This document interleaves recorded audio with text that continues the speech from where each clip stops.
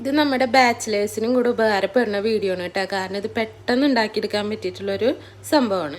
അതിന് വേണ്ടി ഇതാ ഇവിടെ മഷ്റൂം ഇല്ലേ, നമ്മുടെ കൂണ്, അതെടുത്തിട്ടുണ്ട്. അത് ഇതാ കഴുകിയെടുത്തതിന് ശേഷം അരിഞ്ഞു വെച്ചിട്ടുണ്ട്. അതുപോലെ തന്നെ സവാള ചെറുതായി അരിഞ്ഞതും വറ്റൽമുളക് ചതച്ചതും കറിവേപ്പില എടുത്തിട്ടുണ്ട്. സവാളയ്ക്ക് പകരം വേണമെങ്കിൽ ചെറിയുള്ളി ആയാലും ചതച്ചെടുക്കാം കേട്ടോ. ഇനി ചട്ടി ചൂടായി കഴിയുമ്പോൾ വെളിച്ചെണ്ണ ഒഴിച്ചു കൊടുക്കുക. അതിന് ശേഷം നമ്മൾ നേരത്തെ അരിഞ്ഞു വെച്ചതൊക്കെ ഇട്ട് കൊടുത്ത് കുറച്ച് ഉപ്പും കൂടെ ഇട്ടുങ്ങാണ്ട് ഇതൊന്ന് നന്നായിട്ടൊന്ന് മൂപ്പിച്ചെടുക്കാം. ഇത് നന്നായിട്ട് മൂത്ത് വന്നതിന് ശേഷം നമുക്ക് അരിഞ്ഞു വെച്ചിരിക്കുന്ന കൂണും കൂടെ ഇട്ട് കൊടുക്കാം.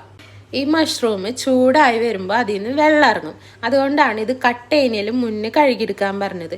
അല്ലാന്നുണ്ടെങ്കിൽ കട്ട് ചെയ്തതിന് ശേഷം കഴുകുമ്പോൾ അതിൽ വെള്ളത്തിൻ്റെ അംശം കൂടാണ് ചെയ്യുന്നത്. ഇനി ഇതുപോലെ ഇളക്കി യോജിപ്പിച്ചിട്ട് ഇടയ്ക്കൊന്ന് ഇളക്കി കൊടുക്കണം കേട്ടോ വേണ്ടുള്ളൂ. മഷ്റൂം നമ്മൾ പല രീതിയിൽ ഉണ്ടാക്കാറുണ്ട്. പക്ഷേ ഈ രീതിയിൽ ഉണ്ടാക്കി നോക്കാത്തവരുണ്ടെങ്കിൽ എന്തായാലും ഉണ്ടാക്കി നോക്കണം കേട്ടോ. ഇത് കഞ്ഞിയുടെ കൂടെയും ചോറിൻ്റെ കൂടെയൊക്കെ കഴിക്കാൻ നല്ല ടേസ്റ്റാണ്. പെട്ടെന്ന് ഉണ്ടാക്കാൻ പറ്റിയിട്ടുള്ളൊരു ഡിഷാണ് കേട്ടോ ഇത്. അപ്പം എല്ലാവരും ഒന്ന് ട്രൈ ചെയ്ത് നോക്ക്.